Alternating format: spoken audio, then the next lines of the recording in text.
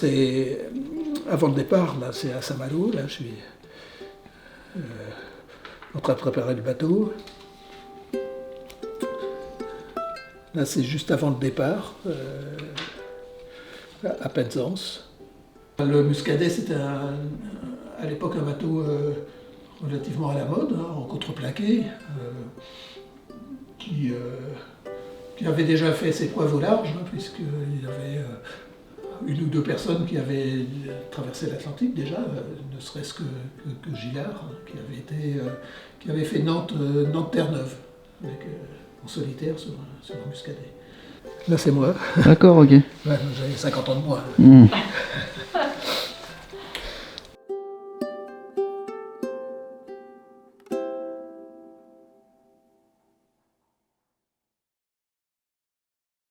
Ouais, mais imagine, genre juste ça s'est barré ton constructeur ou un truc. Voilà, bah c'est plutôt le long chat qu'il faut avoir, mais j'allais le dire.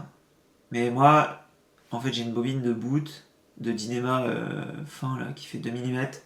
Et en fait, le Dynéma est assez raide pour que tu puisses manchonner dans le constructeur. Toi, il faut que tout soit câblé, Ouais. tout arrive à côté, et si jamais ça merde. La course au large, j'ai toujours voulu faire ça, ouais. Dès l'optimiste, je demandais à mon entraîneur comment on accédait au circuit Figaro, et je pense que le mini, c'est un super tremplin, quoi. En fait, dans ta boîte multitool, t'as Oui. tout ce qui est clé Allen, tournevis, winch. Donc, moi, je dirais vraiment à l'essentiel parce que moi, je vais essayer d'avoir le moins de bordel et le moins de poids.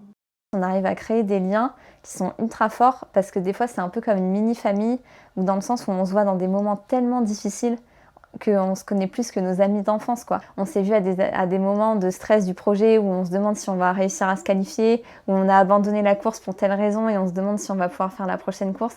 Et ça, c'est des moments ultra forts où des fois, on se voit pleurer, on se voit stresser, etc. Et ça crée des vrais liens. Du coup, je pense que c'est ça qui fait l'esprit mini et le fait qu'il y ait des profils très différents, quoi, très aventure, très sportif, etc. Et ça n'empêche pas de bien s'entendre avec quelqu'un qui est là pour la compétition, alors que toi, tu es plus là pour l'aventure. Donc ça, c'est incroyable. Ça, c'est vraiment côte est de la Guadeloupe. Ça, c'est quoi? Ça, c'est Fuerte, Palma, machin. Et ça, c'est pareil. Alors c'est une carte, alors tout va être minuscule parce que c'est une carte à grande échelle. Alors il y a d'autres traversées dessus. La mine Transat, c'est celle-ci.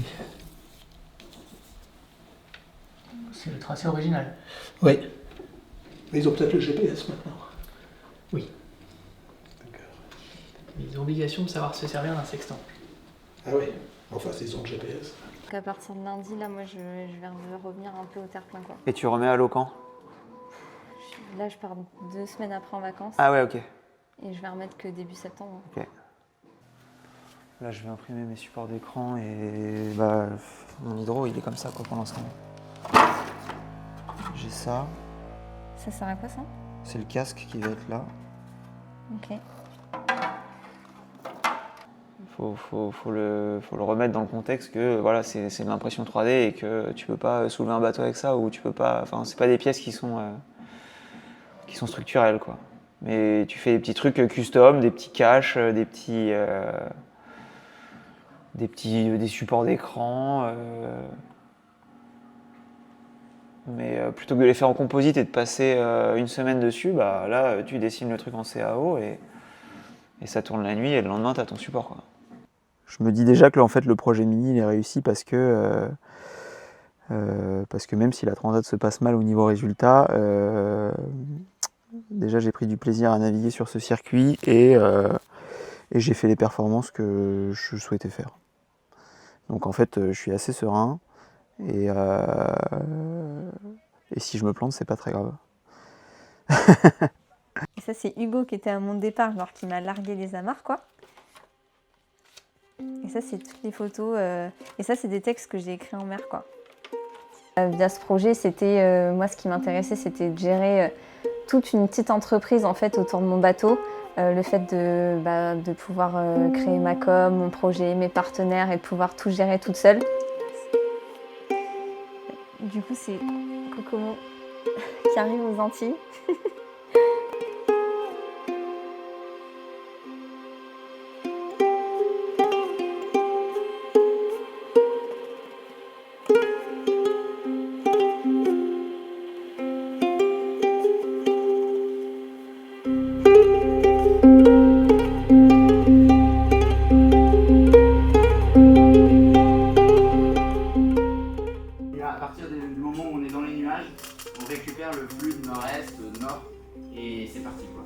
savoir un petit peu l'effet de site assez classique que vous avez dû voir pas mal, donc avec un vent qui vient s'écraser un petit peu sur la côte.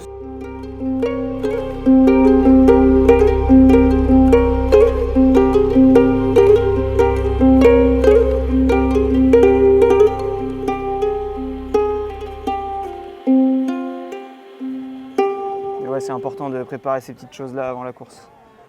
Parce qu'on va faire beaucoup de portants et des longues heures sous spi et on ne sait pas comment les cordages ils vieillissent en tête de mât, on ne les voit pas. Et donc, vu qu'on ne les voit pas, et ça peut casser et on le verra que quand le spi sera dans l'eau. La navigation dans les alizés n'est pas très difficile. Hein. Le seul problème, c'est qu'il y a des grains de temps en temps, enfin assez régulièrement d'ailleurs. Donc c'est le problème quand on est sous spi. D'ailleurs, j'ai déchiré mon spi assez rapidement hein, dans un grain. Au départ, je m'efforçais d'affaler le spi quand je voyais un grain arriver, et puis de le rehisser après, mais au bout d'un certain temps, ça m'a ennuyé. Il faut qu'on regarde les courants, absolument. Parce que là-bas, t'as quand même du courant. Et si tu la contres, c'est qu'à porte égale en fait. Ouais. Le meilleur moment, c'est peut-être en arrivant à Tenerife, parce que j'avais eu quelques galères avant d'arriver, entre le mauvais temps, le haubans qui casse, la pluie. Il faisait pas très chaud non plus. Franchement, en fait, c'est les vagues le problème. C'est les vagues. Donc c'est pour ça que là, tu vois, dans ce qu'il dit lui, qu'à porte égale, là tu vois qu'il y a du jus quand même. Ils annoncent pas mal de vent 24 heures après le départ, donc un départ dans la Molle et après du nord-ouest qui va nous amener rapidement au Cap Finistère et après un bout d'alizé portugais et puis après on ne sait pas trop parce que c'est dans longtemps, mais en tout cas on a une belle première partie avec pas mal de vent qui fait qu'on devrait être assez rapidement sur les côtes portugaises.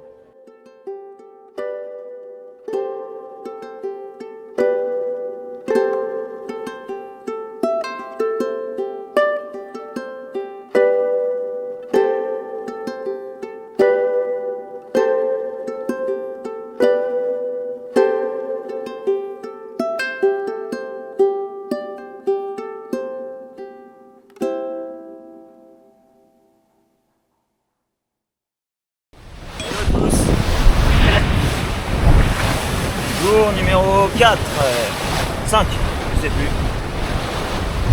J'allais regarder mon livre de bord, mais tout va bien. Je me suis spi dans les alizés là. En bâbord. Donc on fait du sud et ça bourrine bien. On était en tête, mais je sais pas qui fait du sud, qui fait de l'ouest, donc on verra après Madère. On verra après Madère. Trop beau!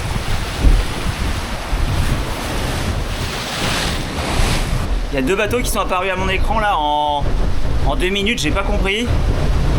En plus c'était des numéros français, donc je me suis dit merde, je me suis fait rattraper et en fait c'est la flotte des Ocean 50 de la Transat Café l'Or. Il y en a un qui va me doubler de pas loin je pense, je sais pas j'ai pas encore les noms mais il doit y avoir Edenred dans le coin je pense. Et bah regardez ce qu'on vient de se faire.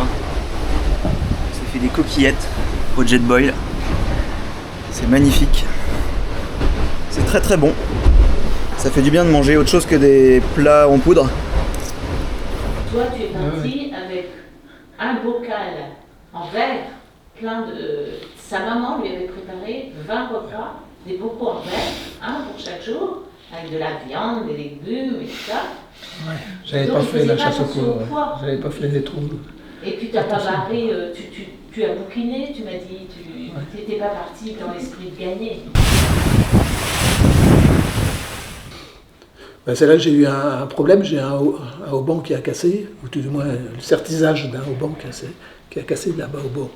Alors que j'étais au large de la Galice, et donc j'ai dû me dérouter pour aller réparer. J'ai entendu un gros boom, je me suis levé, j'ai vu qu'un haubon avait cassé. Le mât était extrêmement incurvé, un peu comme un arc, mais il n'a pas cassé. Donc j'ai viré de bord et puis j'ai mis cap sur la terre en faisant une petite réparation de fortune avec des serre-câbles pour réparer, enfin consolider le haubon qui était cassé, le bas haubon qui était cassé. Donc je suis arrivé dans une baie que je ne connaissais pas trop, que je ne connaissais pas. J'ai vu des lumières, des lumières, un quai et des lumières. J'ai accosté, j'ai demandé où j'étais. Donc j'étais à Marin, un petit port qui s'appelait Marin. Toutes mes affaires étaient mouillées, donc c'était pas très confortable. J'avais un haubon cassé. Bon, c'était un peu galère, un peu difficile. En plus, comme toutes mes affaires étaient mouillées, je les avais étalées autour d'une lampe tempête. Je me suis endormi et je me suis réveillé, mes affaires commençaient à prendre feu. Elles avaient tellement bien séché que je les ai mises trop près de ma lampe tempête, à pétrole. Je serais quand même super contente de retrouver mes proches à l'arrivée, quoi qu'il se passe, et d'avoir traversé. Parce que finalement, j'ai déjà tellement appris que sur la partie technique, mais aussi sur tout l'à côté, la gestion de projet, etc., que pour moi, c'est déjà acquis, quoi. Le taf est fait. Donc Paul Cousin, vainqueur de la Mini Transat 2025 en série.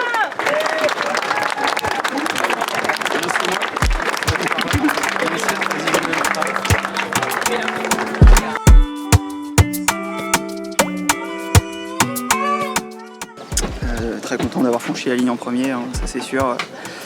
Après avec les classements, ça faisait quelques jours que je m'y attendais, mais on s'imagine toujours le scénario le pire pour assurer le coup. Donc, et puis finalement ils étaient avec moi, donc il n'y avait pas de souci, quoi.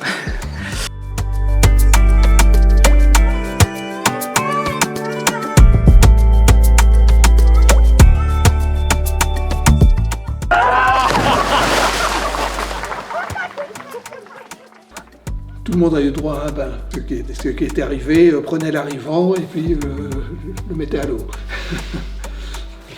Toi, t'avais des gens de ta famille là-bas ou pas? Non.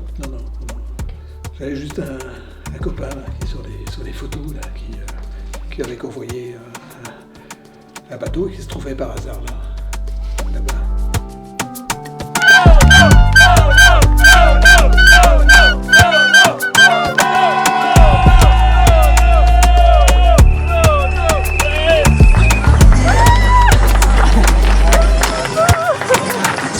Atlantique qui se termine, mais c'est surtout 3 ans de projet qui se termine, donc c'est surtout ça qui donne de l'émotion, quoi. C'est 3 ans de travail et ça y est, c'est fini. On a d'être ça.